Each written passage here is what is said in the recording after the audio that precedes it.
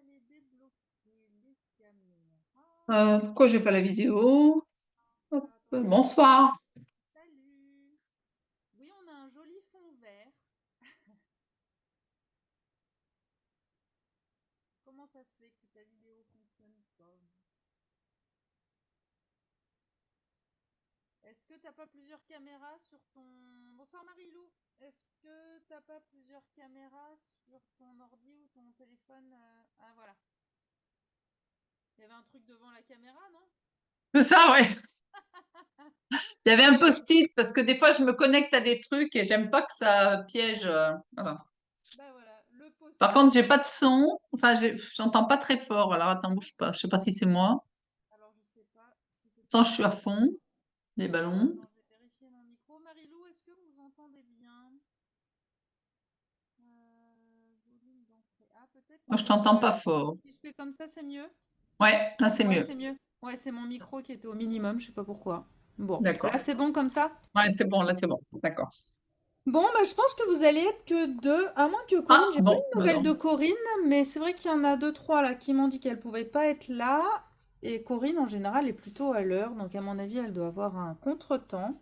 Donc, eh bien, c'est bien. Donc, on va continuer notre échange sur la colère. Alors, avant de commencer, comme d'hab, on va se mettre en petit moment de pause pour se recentrer.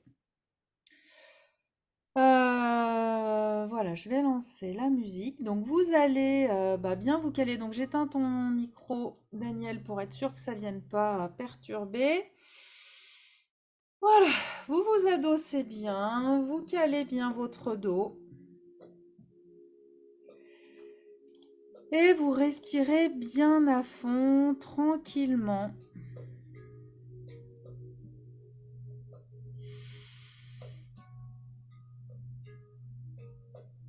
Voilà, respirez bien. Vous allez prendre une grande inspiration par le nez.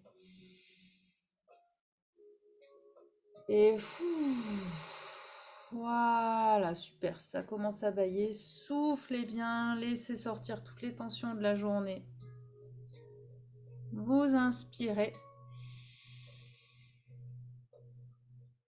Et on souffle.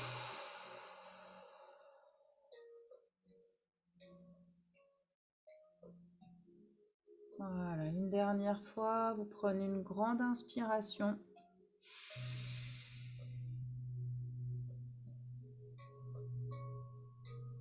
Et soufflez.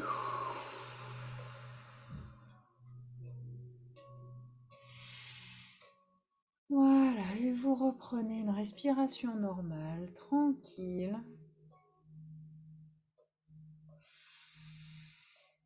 Et on va commencer par notre méditation de la gratitude. Et donc avoir des pensées qui célèbrent toutes les richesses que l'on possède est une clé pour ancrer la positivité dans sa vie. Et donc vous allez vous plonger complètement dans la gratitude pour toutes les bénédictions qui sont présentes dans votre vie. Et ça va vous permettre ainsi de réaliser à quel point vous êtes déjà chanceuse dans votre vie.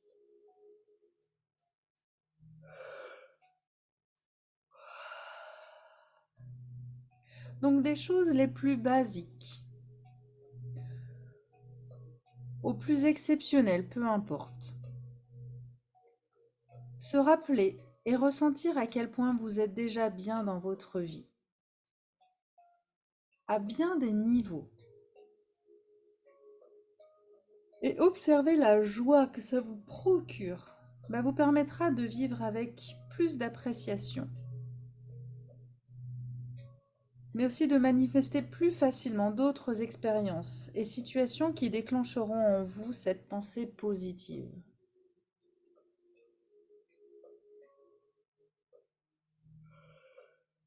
Et ainsi de vous dire de plus en plus souvent et avec de plus en plus de conviction, qu'est-ce que j'ai de la chance de vivre cette expérience? quelle joie j'ai dans ma vie.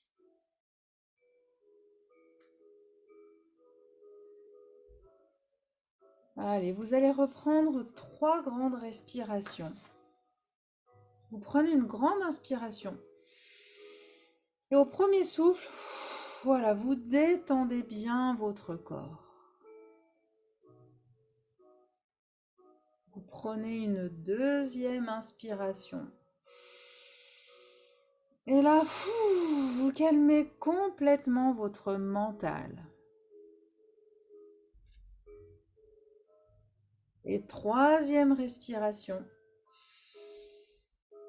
Vous êtes pleinement connecté à vous-même.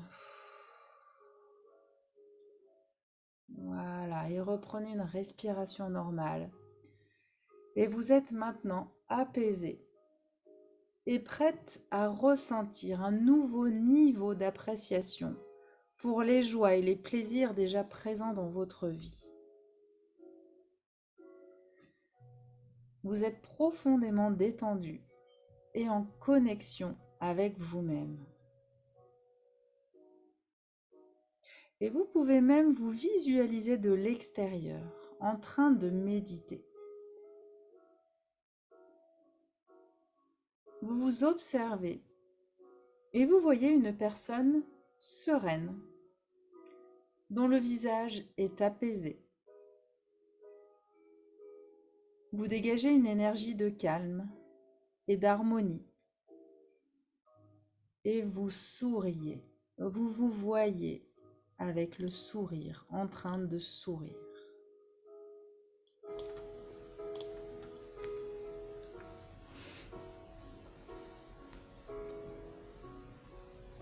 Et maintenant, vous allez visualiser votre vie quotidienne. Imaginez-vous chez vous. Vous faites des tâches du quotidien. Et vous réalisez en vous observant comme ça de l'extérieur à quel point vous avez de la chance de vivre là où vous vivez.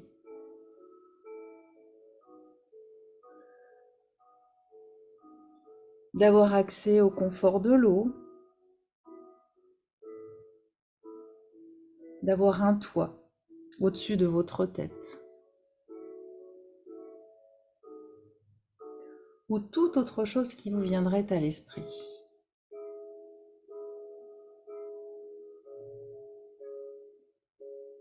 Et voyez donc comme la gratitude commence par les choses simples.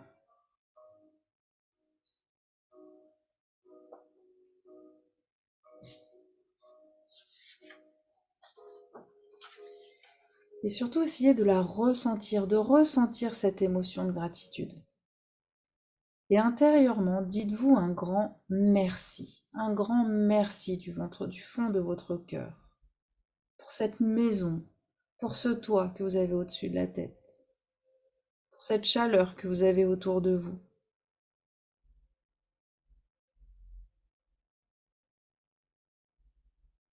Dites-vous un grand merci. Et maintenant, vous allez vous visualiser dans une autre situation de votre vie qui vous met en joie. Une situation que vous connaissez bien. Donc, quels moments de votre vie actuelle sont des moments de véritable plaisir?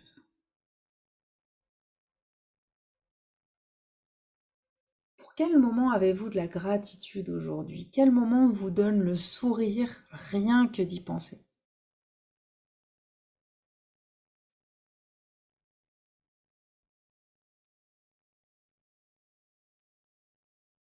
Plongez-vous et essayez de ressentir comment vous vous sentez lorsque vous revivez ces moments. Et prenez le temps de vraiment ressentir intérieurement ce qui revient en vous quand vous pensez à ces moments. Peut-être les bons moments de partage avec vos petits-enfants, par exemple. Les moments où il y a de la vie dans la maison. Ou peut-être aussi les moments où les petits-enfants s'en vont et qu'enfin il y a le calme dans la maison.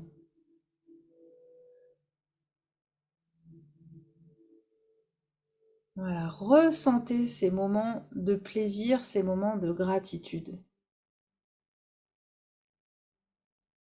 Merci pour cette joie de vivre. Merci pour ce calme. Tout est valable.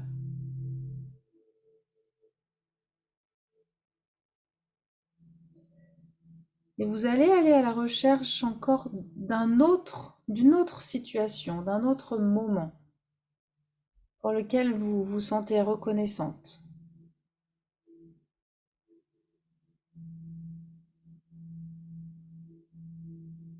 Qu'est-ce que vous aimez vivre dans votre vie? Peut-être des moments un peu plus exceptionnels, peut-être moins dans le quotidien. Et ressentez cette vibration de repenser à ces moments qui vous font du bien. Ça peut être de remercier quelqu'un qui est présent pour vous quand vous en avez besoin. Une amie, votre mari, vos enfants.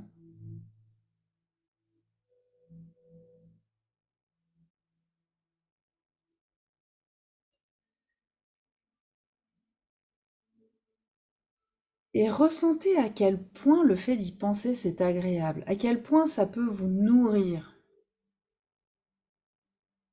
Et à quel point ça fait remonter la joie du moment et peut-être encore plus fort parce que là vous en avez conscience, vous en prenez conscience.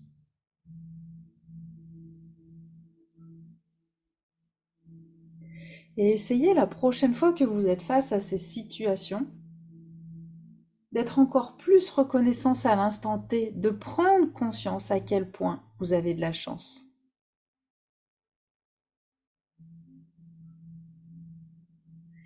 Et donc intérieurement, dites-vous un grand merci du fond de votre cœur.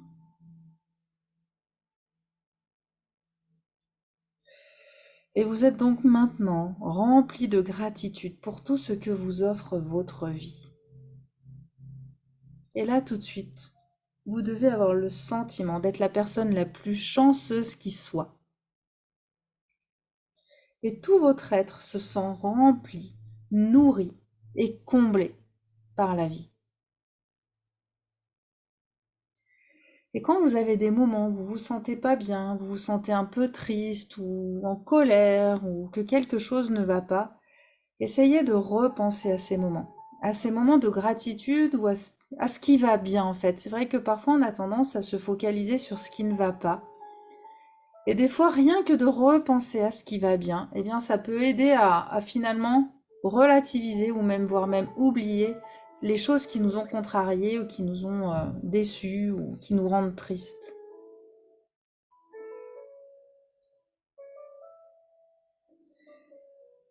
Et donc je vous invite à vous coucher et à vous lever en gardant ce sentiment en vous. De vous coucher le soir en essayant de revoir un petit peu ce qui s'est passé dans la journée et quel moment finalement mérite un petit temps de gratitude. Le café du matin partagé, ou un petit temps de poser, un câlin, une discussion que vous avez pu avoir dans la journée. Essayez de voir tous ces petits moments qui vous ont fait du bien. Une bonne douche chaude quand il fait froid dehors, c'est agréable. De se mettre sous le plaid, sur le canapé, ou juste de se glisser sous la couette le soir après une journée, après une bonne journée.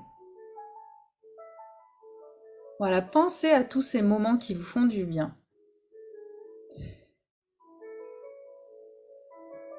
Et plus vous allez le faire, plus vous allez pouvoir être attentive et surtout profiter de ces moments de plaisir que vous avez au cours de votre journée et que vous avez tous les jours.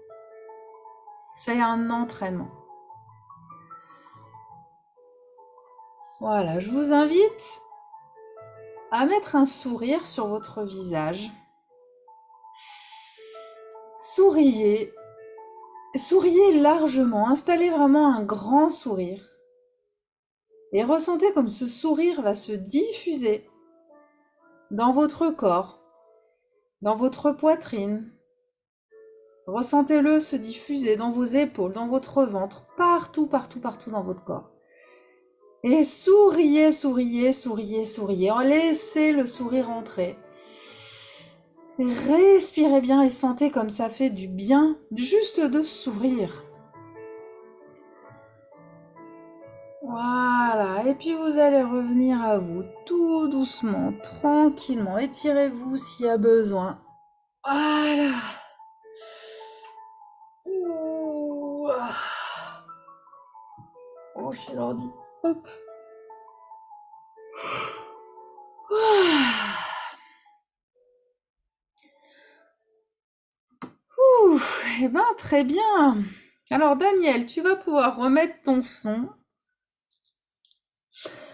Alors, est-ce que vous m'entendez bien là, Marie-Lou? J'ai vu le message après que vous m'entendiez faiblement. Je pense que ça s'est résolu en même temps que pour Daniel, j'imagine. Mais dans le doute, quand même, dites-moi si ça fonctionne toujours pas.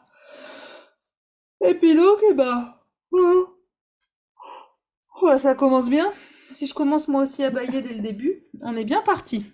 C'est bon, bon, parfait. Donc, on va revenir sur notre sujet de la colère. Donc, la colère, qui peut être vue négativement et qui est très souvent vue comme une émotion négative, mais qui peut aussi être vue comme une émotion positive. Et vraiment, cet objectif, c'est de se dire ça, c'est que cette émotion, elle est là pour vous aider à revendiquer vos droits et vos valeurs. En gros, vous vous mettez en colère quand quelque chose en vous est impacté sur en gros, ces deux domaines-là. Vos droits sont touchés ou vos valeurs sont touchées. Et c'est pour ça que il y a quelque chose qui monte, il y a quelque chose qui s'énerve en vous, et votre corps vient vous dire non, non, non, là, il y a quelque chose qui ne va pas. Donc la colère, c'est aussi cette capacité, en fait, elle vous permet de faire monter l'énergie en vous pour vous permettre de passer à l'action, pour vous permettre de bouger et de peut-être de vous défendre, peut-être de pouvoir vous faire ce qu'il faut, en tout cas pour passer à l'action. Entre autres, elle va aussi stimuler votre créativité puisqu'elle va vous faire comprendre que quelque chose ne va pas et donc qu'il faut trouver des solutions pour changer des choses dans cette situation. Elle va vous encourager donc à vous défendre s'il y a besoin et vous faire aussi vous aider à dépasser vos capacités, vos performances. Quand on est en colère, on peut c'est comme la peur, limite on devient un peu surhumain, hein. Quand la colère arrive, ça peut nous aider à transcender nos forces pour aller vraiment au-delà et nous aider à sortir d'une situation qui ne nous convient pas.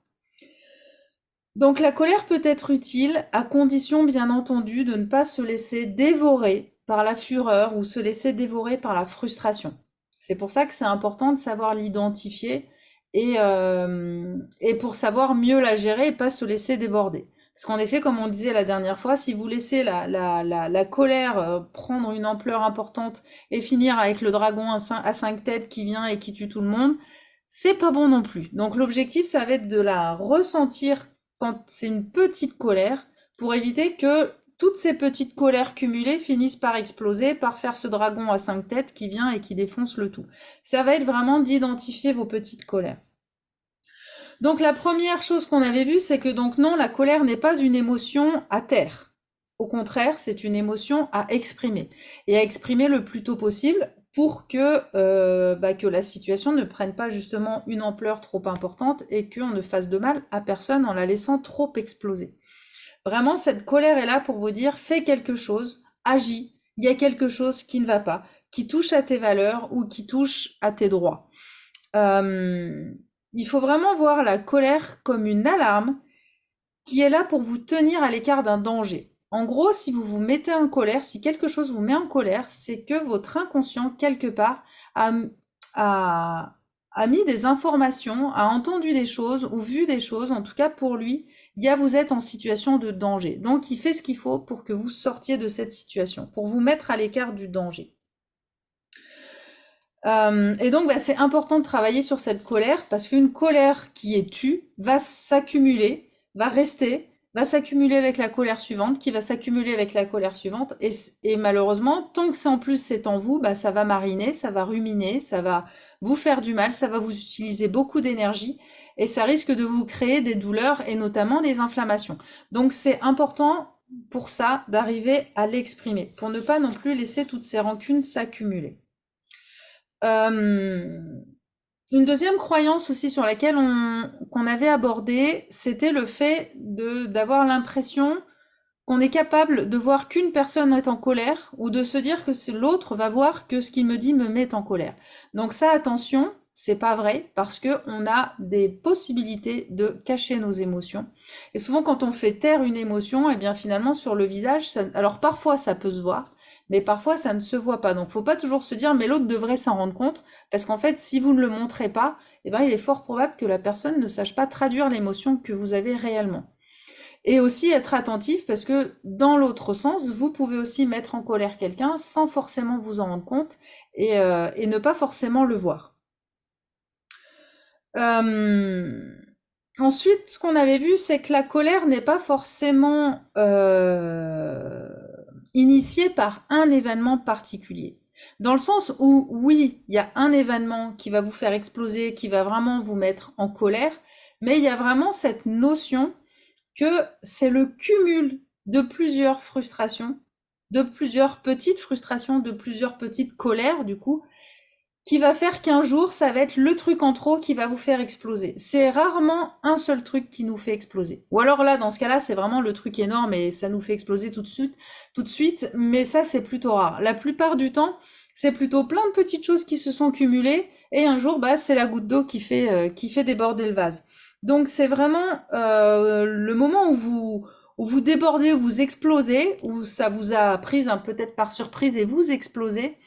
Eh bien, moi, je vous invite à réfléchir un petit peu à avant, finalement, qu'est-ce qui s'était accumulé avant que ça ne déborde, pour vraiment prendre conscience au quotidien de qu'est-ce qui vous agace au quotidien. Parce qu'après, l'objectif, ça va être d'arriver à exprimer de manière régulière et du coup plus douce et plus détendue et du coup beaucoup plus efficace, à exprimer régulièrement ce qui vous agace pour éviter qu'après tout ça, ça s'accumule. Mais comme ce sont des petites frustrations, parfois on n'en a pas forcément vraiment conscience non plus. On peut le mettre sous le tapis, se dire bon bah c'est pas grave ou bon je vais quand même pas m'énerver pour ça ou il y a pire et du coup on met sous le tapis, on met sous le tapis et puis des fois on oublie. Sauf que notre corps lui, il oublie pas. Notre inconscient lui, bah le tapis, il est toujours là donc il l'a lui sous son tapis. Donc le jour où ça déborde, essayez vraiment de prendre conscience et ben de qu'est-ce qui finalement bouillonnait déjà en vous depuis quelque temps. Est-ce que ça va jusque-là? Est-ce que c'est clair? Est-ce que vous avez des petites réactions? Est-ce que depuis les 15 jours là qui sont passés, est-ce qu'il y a eu des situations où vous vous êtes vu justement ne pas dire ou se dire ah c'est pas si grave, je vais pas le dire? Ou est-ce que Daniel, est-ce que tu as un exemple et Marie-Lou, est-ce qu'il y a eu une situation où vous avez rongé votre frein en gros? C'est un peu ça, hein, c'est Je vois non, pas la question. rien de particulier. Bon, on va voir si Marie-Lou nous dit quelque chose. Donc, en fait, ce qu'il faut se dire, surtout quand c'est une situation qui fait intervenir quelqu'un, comme là, vous êtes toutes les deux en couple et que bah, des fois, c'est avec le mari, c'est compliqué, eh bien, souvent, on a un problème et en fait, on est un d'un côté, l'autre de l'autre côté et on se dispute sur le problème. J'ai dit ce que j'avais à dire, nous dit Marie-Lou. Eh ben, très bien.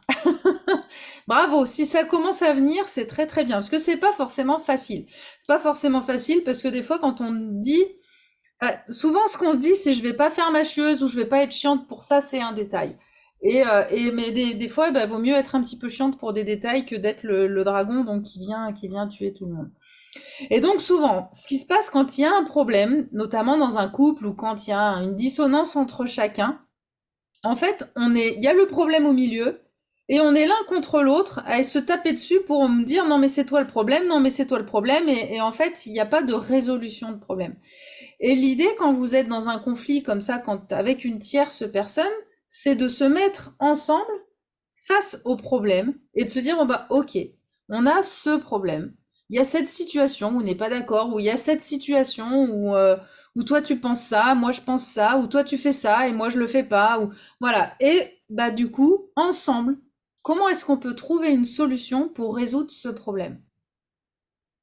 C'est pas être l'un contre l'autre à se taper dessus pour se dire le problème c'est toi ou le problème c'est moi ou voilà. C'est vraiment de se mettre en équipe contre le problème parce que finalement l'ennemi entre guillemets c'est pas l'autre mais c'est le problème et donc de se mettre ensemble contre le problème à se dire on va qu'est-ce qu'on peut trouver comme solution.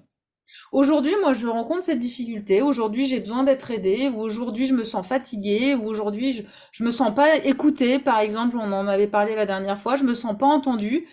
Comment est-ce qu'on peut faire pour... Toi, tu as du mal à m'écouter, tu as du mal à m'aider, tu as du mal à savoir quand m'aider, tu as du mal... Voilà. Eh ben, ok. Alors maintenant, on va se poser et comment est-ce qu'on peut faire ensemble pour trouver une solution, pour que je me sente plus soutenue, pour que tu puisses savoir quand j'ai besoin d'être soutenue, pour... Voilà. Mais que la solution soit trouvée à deux. Et ça va beaucoup vous aider dans les relations de couple, mais aussi dans les relations avec les autres. Voilà, ça c'est important de vraiment être une équipe contre le problème, pour résoudre le problème.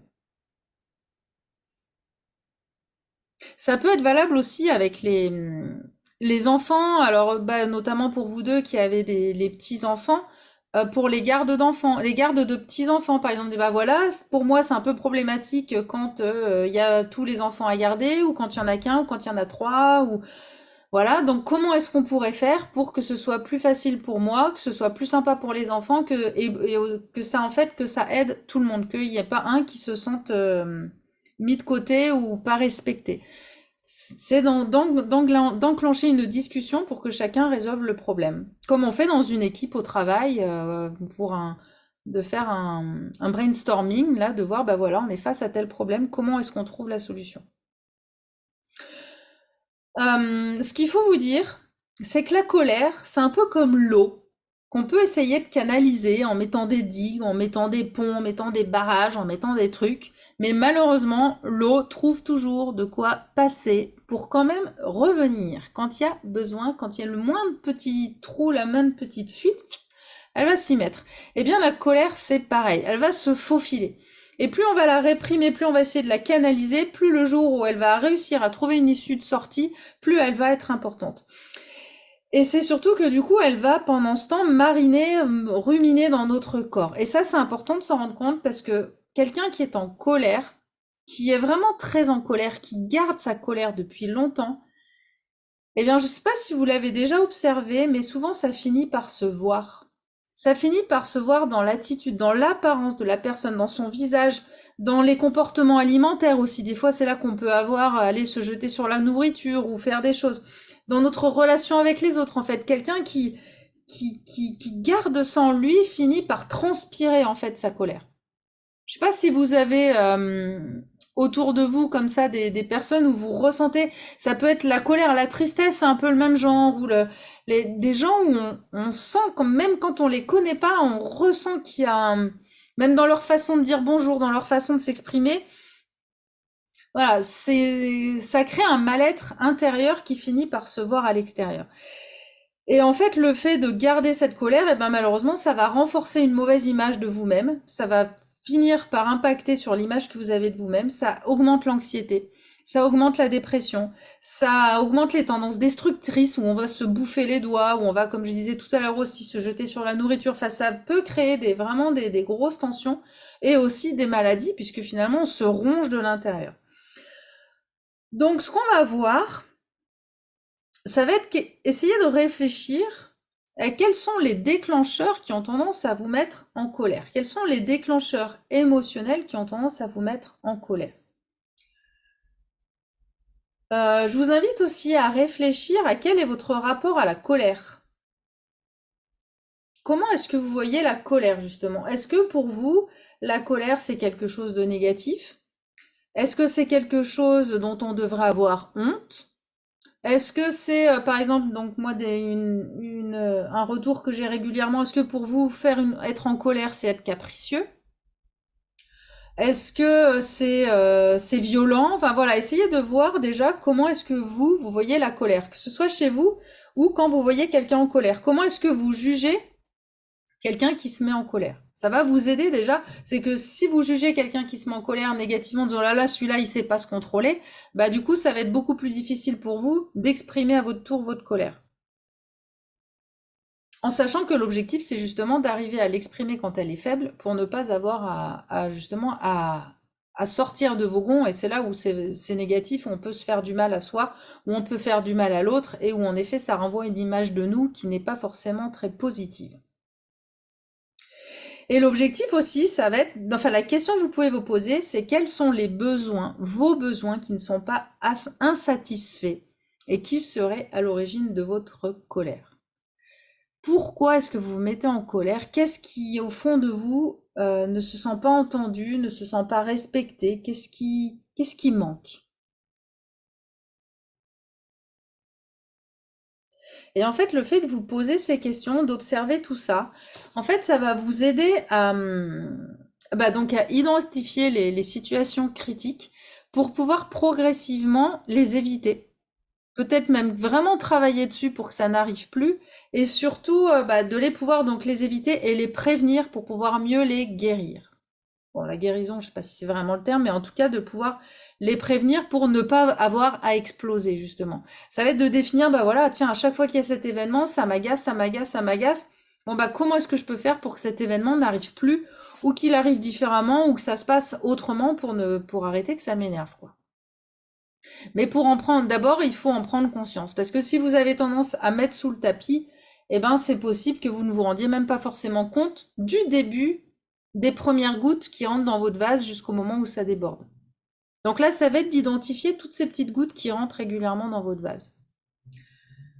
Marilou, l'injustice, la méfiance, l'incompréhension, la connerie de certaines personnes.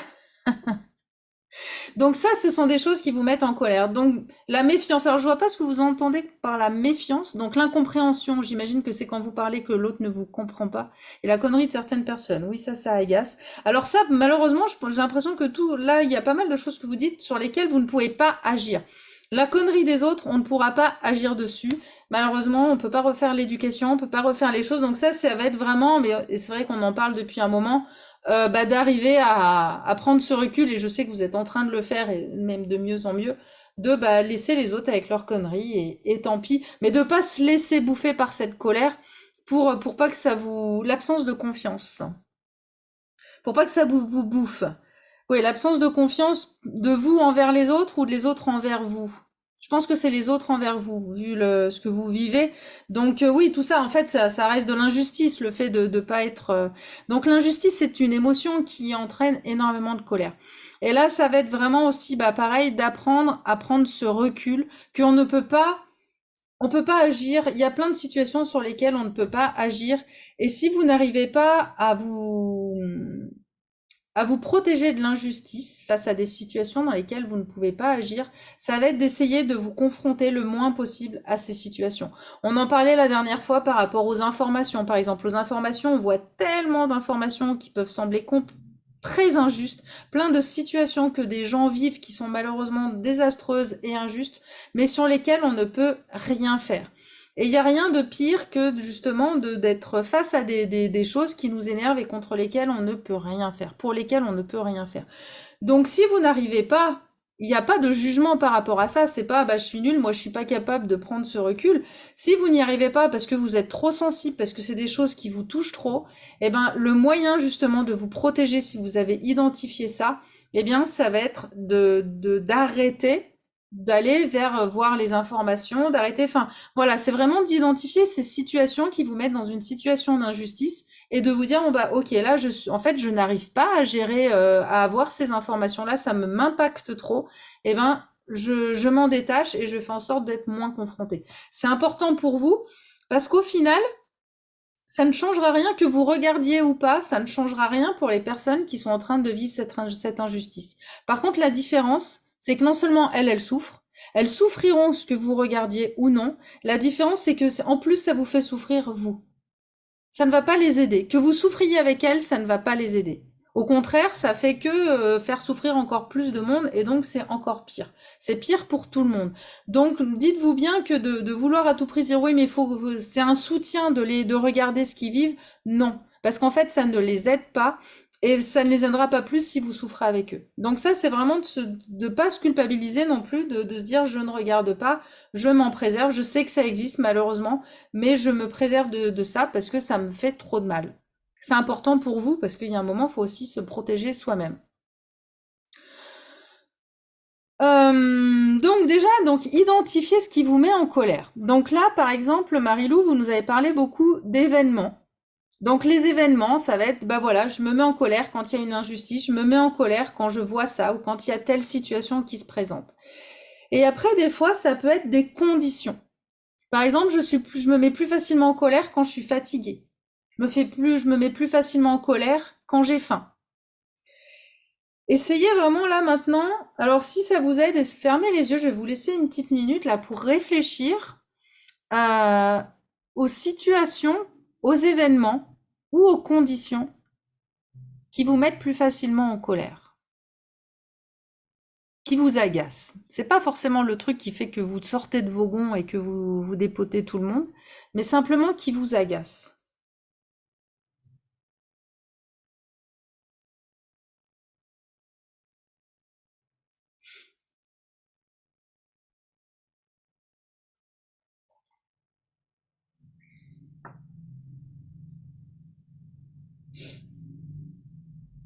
Alors, par exemple, je vais vous donner quelques petits exemples, peut-être ça peut vous aider à... Donc, le fait de se sentir ignoré, c'est un événement qui peut mettre en colère, de se sentir moins considéré que les autres. Les reproches, le fait de ne pas être écouté, donc les décisions injustes, on en a parlé juste avant.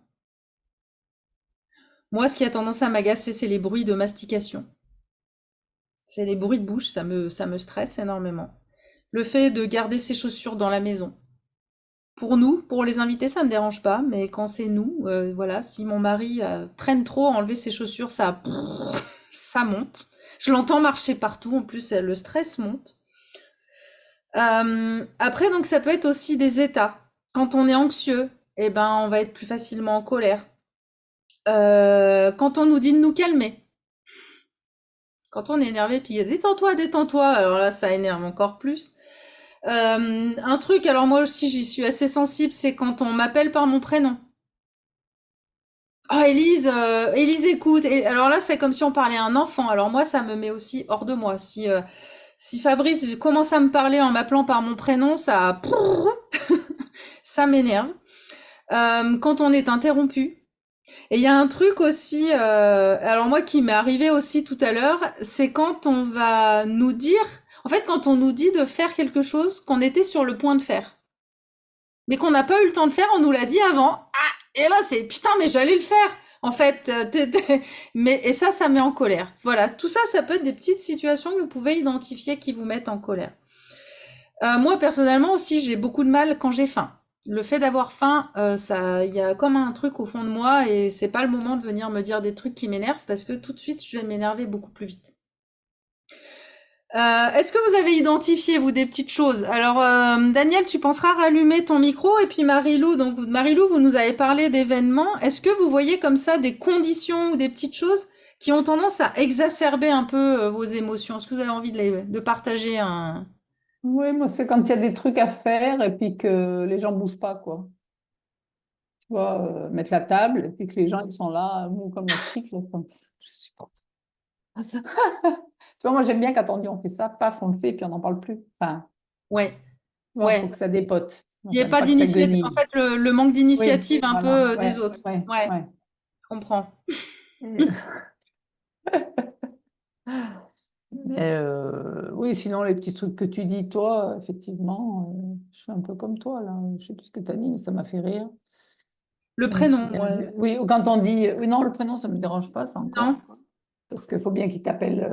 Oui, je sais pas comment il Oui, t'appelle. mais quand Oui. on n'est que deux, Ah, c'est pas juste Élise, viens voir. ah Tu vois, ouais, c'est ah ouais. ponctuer la fin de la phrase par ton prénom ou non mais Élise, non mais quand même Élise. Tu comprends ce que je veux dire, Ah oui, Élise? d'accord, oui, dans ce sens-là, oui. Ok, d'accord. Non mais Élise. Ouais, c'est bon, je sais que je m'appelle Élise, on n'est que deux, je sais que c'est à moi que tu parles, donc c'est pas la peine de me redire Élise à chaque début de Oui, oui, phrase. oui, je vois, effectivement. Non, mais tu disais aussi quand on est prêt à faire quelque chose et puis que l'autre, il dit, ouais, il faudra faire ça. Mais enfin, moi, Ouais. c'est plutôt moi qui le fais, ça, à l'autre. Oui. Comme il met du temps à faire, je lui dis, bon, on pourra faire ça. Il me dit, bah oui, mais je vais le faire. Oui, mais Ah enfin, oui, mais quand? Mais eh quand? ouais. C'est ça. Mais du coup, on peut comprendre que quand on rappelle à l'autre ce qu'il doit faire, bah ça l'énerve aussi. Parce que nous, Non, ça c'est nous pas énerve. pareil. C'est pas pareil parce que nous, on a raison. Oui, c'est vrai, t'as raison. On a toujours raison. De toute façon, les Bah, femmes ont toujours raison. exactement. Ça fait Ça, partie du truc. c'est Mais un oui, postulat. à défaut, on a raison. Voilà, alors du coup, bah, c'est bien. Merci pour ton partage, Daniel. J'imagine que Marilou, si ça se trouve, est en train de nous écrire un pavé avec tous les trucs qu'elle va nous dire. Il y a tout ça, moi, qui me met en colère. Et donc, l'idée d'identifier tout ça, ça va être de vous aider à désamorcer pour éviter d'en arriver à exploser. Et quand on explose, c'est vrai qu'il y a un moment où on sent qu'en fait, on perd toute notion. C'est-à-dire que tout d'un coup, la colère, elle explose et là, on n'est plus du tout rationnel et ça sort beaucoup trop fort. Je rigole avec vous. Marilou, vous avez rien à rajouter? Donc ouais, l'idée c'est d'arriver à ne pas exploser et à surtout ne pas dire des choses qu'on regrette après. Donc d'identifier tout ça. Et des fois, ça va être aussi d'avoir identifié, alors notamment les conditions qui ont tendance à vous mettre en colère. Par exemple, quand vous sentez que vous vous mettez plus facilement en colère quand vous êtes fatigué. Bon, ça, je pense que c'est le cas de 100% des gens, hein. Quand on est fatigué, on se met plus facilement en colère. Vous arrivez à la maison, il y a un truc qui vous énerve, vous avez envie d'exploser, et là vous dites non mais attends, là, en fait je suis fatiguée. Si j'étais pas fatiguée, je sais très bien que ce truc-là, c'est d'arriver à prendre ce recul, de dire non mais là ça m'énerve à ce point, mais en fait c'est juste parce que je suis fatiguée. Donc au lieu de m'énerver parce que voilà, mon énervement est accentué par le fait que je suis fatiguée, je vais aller me coucher, ou je vais aller prendre une douche, faire un truc pour me détendre, pour récupérer. Qu'est-ce qu'il y a, Daniel? C'est Yves qui passe, il fait le con dans le couloir. Ah non, on n'a pas le droit d'être perturbé, hein. Concentration maximale, hein. Je vais lui dire de fermer la porte. Voilà, c'est fait. Voilà, donc quand vous sentez que vous êtes dans une situation qui a tendance à plus facilement vous mettre en colère, ne vous laissez pas justement prendre par cette colère, parce que vous le savez qu'en fait c'est exacerbé par le fait que vous êtes fatigué. Donc c'est pas le moment de laisser exploser tout et du coup de faire du mal et de regretter de dire des choses que vous n'auriez pas dites si vous n'avez pas été à ce point fatigué ou si vous n'aviez pas la dalle. Voilà. Moi, ça m'arrive quand je rentre du boulot, je suis fatiguée et alors là maintenant c'est moins, mais quand les enfants étaient plus petits, que j'arrivais, que c'était en fait, j'allais directement sous la douche. Parce que si j'étais restée dans le salon, j'aurais tué tout le monde. Et en fait, c'est Remarque, vraiment, c'est bon, le lendemain, t'étais tranquille. c'est vrai, oui, ça peut être une solution. Ah, ça peut être une solution. Mais bon, je vous la recommande pas. Voilà, mais j'avais bien conscience qu'en fait, ça m'énervait juste parce que moi-même, j'en pouvais plus, j'étais fatiguée et le fait d'aller prendre la douche, personnellement, moi, je trouve que c'est un bon moyen de faire redescendre la pression. Et ça, c'est d'en prendre conscience, dire en fait, c'est pas cette situation qui m'énerve, c'est là parce qu'en fait, je suis fatiguée ou parce que j'ai faim et dans ce cas-là, d'abord, je mange et après, on voit si je suis encore énervée. Voilà, c'est vraiment prendre conscience de ça, ça va vous aider à désamorcer des colères qui peuvent faire du mal. Mhm. Et maintenant, on va voir un petit peu. Bah, vous allez me dire chacune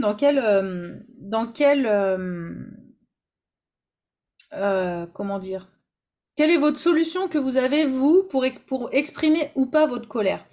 Et je vais vous les exposer après, mais il peut y avoir le refoulement, refouler son émotion. Il peut y avoir l'explosion, bon, comme son nom l'indique, on explose. La maîtrise ou la transformation. Donc, en gros, là, je vais vous exposer quatre solutions différentes d'exprimer sa colère et vous verrez dans laquelle vous vous retrouvez. Donc, le refoulement, ça va être, bah, du coup, je ne dis surtout pas que je suis en colère et surtout, je me culpabilise d'être en colère. Je n'accepte pas cette émotion d'être en colère parce que je considère cette émotion comme quelque chose de négatif, comme peut-être des fois quelque chose de faible. On est faible si on se met en colère, de je ne suis pas capable de maîtriser mon émotion. Et donc on se blâme dans cette situation-là. Donc, même si vous n'y êtes pour rien, mais en fait, ça vous met mal à l'aise d'être en colère, peut-être même ça vous rend triste et coupable, une émotion de culpabilité. Donc là, c'est vraiment le refoulement. Donc le refoulement, c'est pas bon du tout, hein. Je pense que vous l'avez compris. Ça crée vraiment de fortes tensions à l'intérieur de votre corps, à l'intérieur de vous, et c'est pas bon du tout. Et donc, bah, l'objectif, ça va être de vous entraîner progressivement à exprimer. Donc, c'est ce qu'on dit depuis plusieurs sessions et ce qu'on dit régulièrement pendant les séances au cabinet, d'arriver à exprimer, donc, régulièrement ce qui vous agace un petit peu. Et vraiment, après, c'est d'arriver de le dire, bah voilà, quand tu fais ça, ça me provoque de l'agacement. Voilà ce que ça me fait de façon négative et les impacts que ça a sur moi. Et donc maintenant, bah, comment est-ce qu'on peut faire pour trouver un entre-deux, pour que ça impacte moins sur moi. Et que toi, ça, voilà, de trouver, comme je disais tout à l'heure, de se mettre ensemble, voilà, quand tu fais ça, ça me fait ça, maintenant, comment est-ce qu'on peut faire pour trouver un compromis, pour que chacun s'y retrouve. Marilou, moi je demandais à mes filles et à mon mari, quand je revenais du boulot, je m'enfermais dans ma chambre pour une demi-heure rien qu'à moi et après j'étais capable de reprendre l'écoute. Voilà, mais c'est bien, c'est très bien, c'est exactement ça. En fait, c'est vraiment de ressentir que là, on est à la limite de saturer et de savoir dire, bon bah, en fait, je sens que ça va pas, donc on arrête, je vais faire ce qu'il faut et après je reviens. C'est important d'en prendre conscience pour ne pas exploser justement et ne pas faire de mal. Parce que donc, ah oui, alors ça c'est une chose aussi que qu'on nous a dit nous dans notre formation là, notre coaching de couple que je trouve qui est assez intéressante. C'est des fois de se donner un rendez-vous. Bon, alors je crois qu'on en avait parlé la dernière fois, je me souviens plus. Un rendez-vous, ça peut être toutes les semaines, de se dire bon bah voilà, tel jour à telle heure. En gros, c'est le bureau des plaintes. On a le droit de dire bah voilà, il y a ça qui m'agace un petit peu, il y a ça que tu fais qui m'agace. C'est le moment de dire ce qui nous a énervé pendant la semaine et de trouver ensemble ensuite les solutions pour résoudre les problèmes. Pour que ce soit encore plus efficace, le mieux, c'est d'abord de faire le bureau des plaintes, mais aussi le bureau des remerciements. De ne pas être toujours que dans la plainte de tu fais pas ci, tu fais pas ça, et il y a ça qui m'énerve, mais aussi de dire, ah bah par contre, merci d'avoir fait ça, ça m'a bien aidé, merci pour ça, ça m'a bien aidé, merci, merci. Il n'y a pas que du et pourquoi t'as pas fait. J'imagine que vous avez quand même des merci à dire autour de vous, aux personnes qui vous entourent. Donc c'est vraiment faire les deux, mais d'avoir un moment dédié à ça, bah des fois ça aide à ouvrir la parole.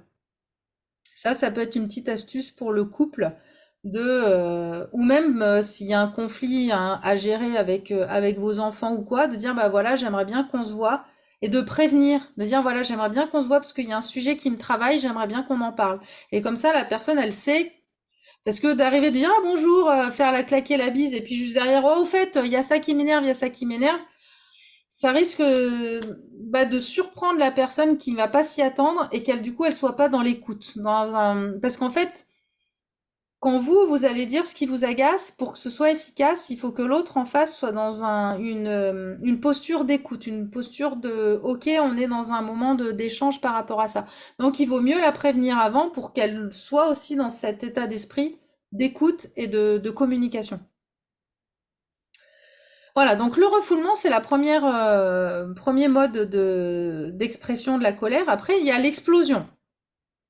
Alors là, c'est l'agressivité. Alors ça peut être physique, pour certains malheureusement, mais ça peut être même ne serait-ce que claquer les portes, casser les assiettes, insulter, les jurons, tout ça. Donc là, ça va être vraiment, ça sort fort. Je pense pas que vous soyez là-dedans chacune. On est d'une génération où c'est difficile de faire ça avec un rendez-vous quotidien.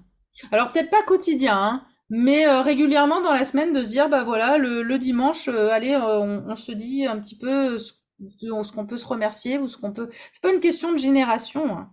C'est une question de communication, d'apprendre à communiquer. Alors c'est vrai que plus on avance, enfin plus les générations est ancienne, plus la communication est difficile parce que vous n'avez pas été habitué.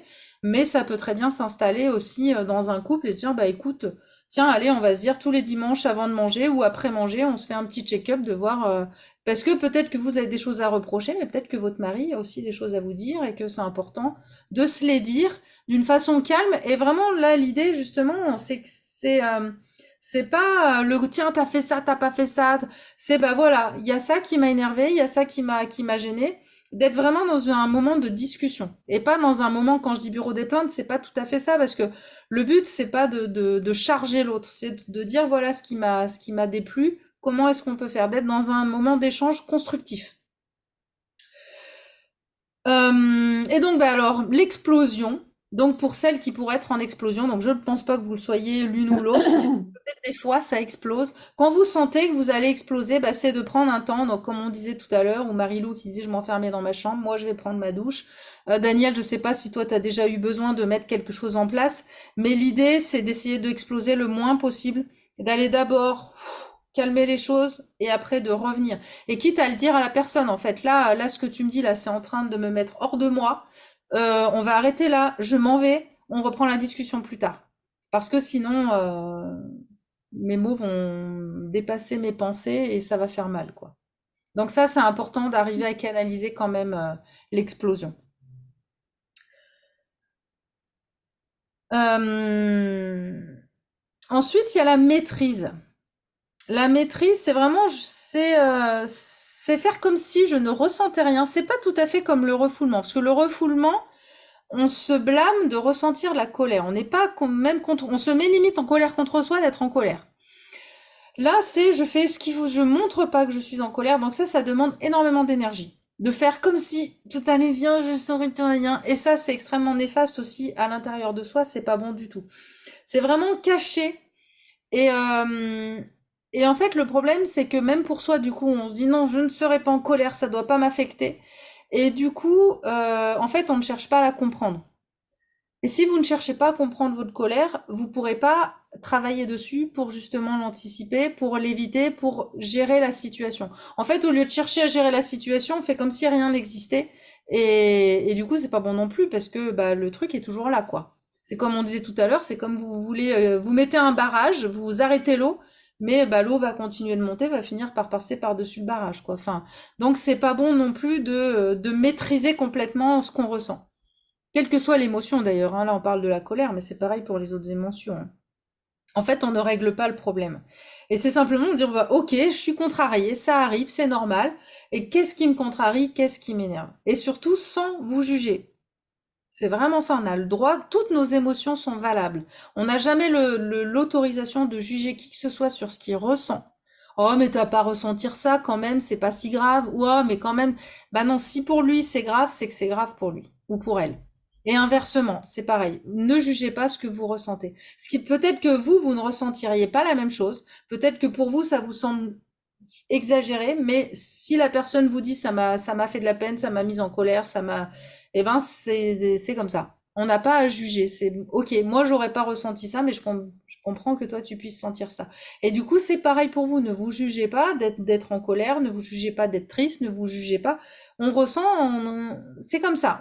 On peut pas faire autrement. Et donc après, bah, il y a la quatrième solution qui est la bonne solution, qui est pas forcément la plus simple, qui demande beaucoup d'entraînement et de maîtrise de soi, mais c'est l'habitude de désamorcer sa colère en l'acceptant et en décelant le besoin profond caché au fond de tout ça. C'est le sage. Donc progressivement, bah, vous allez y arriver aussi, hein, mais et pour ça, bah, en fait, l'idée, ça va être de déceler toutes les petites contrariétés. Vraiment au quotidien, de vous dire: «Ah ça m'a agacé». Même si vous faites pas cette réunion en couple, déjà rien que vous de vous dire: «Alors attends, quand il fait ça, ça m'énerve un petit peu. Quand elle fait ça, ça m'énerve un petit peu. Bon, alors qu'est-ce que je peux faire?» Enfin déjà rien que par vous-même, essayez de voir comment est-ce que vous pouvez gérer tout ça.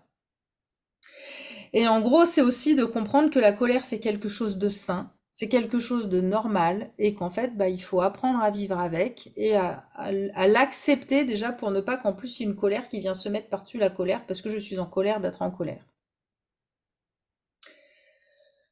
Tu peux me redire le 3, le nom, le... Le 3, c'est la maîtrise. Ah oui, c'était ça, oui. Le Je pensais qu'il y avait refoulement, un autre terme. Oui, il y avait un autre non, il y terme, a non, c'est bon. refoulement, D'accord. explosion, maîtrise et transformation. D'accord. Donc après, bah forcément, tout ça, ça va dépendre de votre éducation, ça va dépendre du milieu dans lequel vous vivez, même d'un pays à l'autre, on n'exprime pas les émotions de la même façon. Il y a des pays où c'est plus facile que d'autres. Enfin, voilà, tout ça, ça a aussi un impact, bah, ça a un impact sur nous, sur notre sexe aussi, hein. Je crois qu'on en avait parlé la dernière fois, mais que pour les hommes, c'est plus facile. La colère est plus facile pour les hommes que pour les femmes, parce que c'est une émotion qui est plus facilement tolérée chez l'homme que chez la femme. En contrepartie, la tristesse est plus difficilement tolérée pour le garçon que pour la fille. Donc tout ça, c'est des choses qui entrent en compte. mais pour lesquels vous pouvez quand même agir et pour vous aider à mieux supporter ces émotions. Ok? Mhm. Bon, on est à la fin pour la partie théorique là sur la colère. Je vous invite à finir avec un petit exercice qui va travailler sur un point énergétique de la vésicule biliaire qui agit sur la colère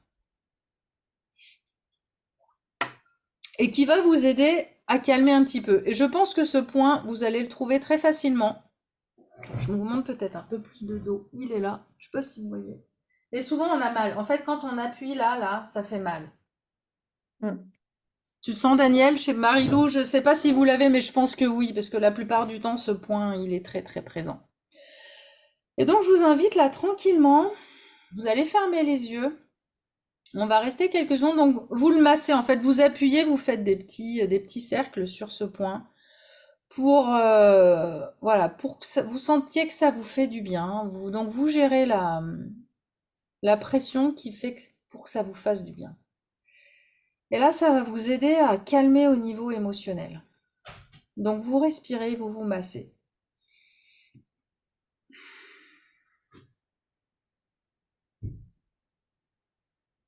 Voilà, vous pouvez faire des petits cercles, vous pouvez simplement rester dessus.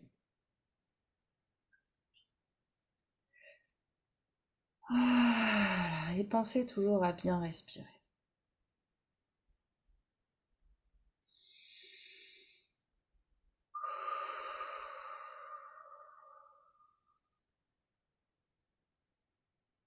Alors des fois, ce qui fait du bien, c'est vraiment de faire, j'ai envie de dire, presque des cercles virtuels.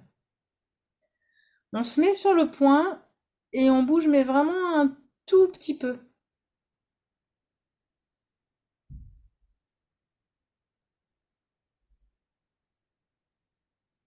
Ou alors vous pouvez aussi attraper votre trapèze un peu plus large et faire une pression plus globale. Vraiment je prends et je pétris. Voilà, ça va vous faire du bien et quand vous sentez la colère monter, ça peut vous aider Il à n'y a qu'un calmer. côté? Et maintenant, on fait les deux côtés. Ah oui, d'accord. Ouais, ouais. Et là, on va faire l'autre côté justement. Et respirez bien.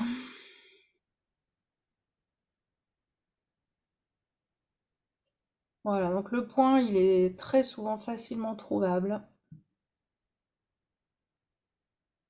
Et là, c'est un point d'acupuncture, hein, c'est de la vésicule biliaire. Un des points de la vésicule biliaire. Voilà, vous faites des petits cercles tout doucement, limite sur place.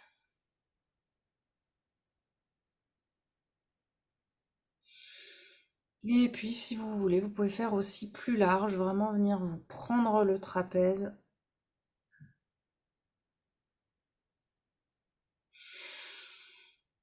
Et toujours en respirant bien. Après, on peut même faire les deux en même temps. Alors moi, je préfère sans croiser, mais vous pouvez voir comme vous sentez le mieux. En fait, ce qui peut faire du bien, c'est de s'appuyer. Enfin, moi, je trouve que de s'appuyer sur la table pour pas avoir à porter ses coudes. Et voilà, et d'appuyer de chaque côté. Ah, voilà. Et vous laissez bien descendre vos épaules, vous respirez bien. Et puis si vous avez besoin, on va s'étirer une dernière fois, ça fait du bien. Voilà. Ouh. Eh ben super. Eh ben voilà pour aujourd'hui. Le mode d'emploi pour ne pas trucider son mari et ses enfants. Et ses petits-enfants. C'est bien. Hein? C'est bien. C'est bien, voilà. Ça nous évite des contre-coups qui peuvent être pénibles. Ouais, c'est ça. Bon, et ben en tout cas, merci beaucoup pour votre... Pardon. Elle lui fait bailler. Voilà, on va se On voit déboîter la pas, on la voit pas, mâchoire. Marie-Lou, si ça se On trouve, elle voit pas dort. Marilou, mais elle doit être dans le même état. Marilou se cache. Donc merci encore pour votre écoute, pour votre présence. Et puis bah voilà, osez exprimer et osez être la petite chieuse plutôt que la grande chiante. Et du coup, ça ira beaucoup mieux. Ok, Merci merci bien. Marilou. Merci, je vous Merci. souhaite une très bonne soirée et Ouais, puis à merci à toi. bientôt. Allez, À salut! bientôt. Ciao.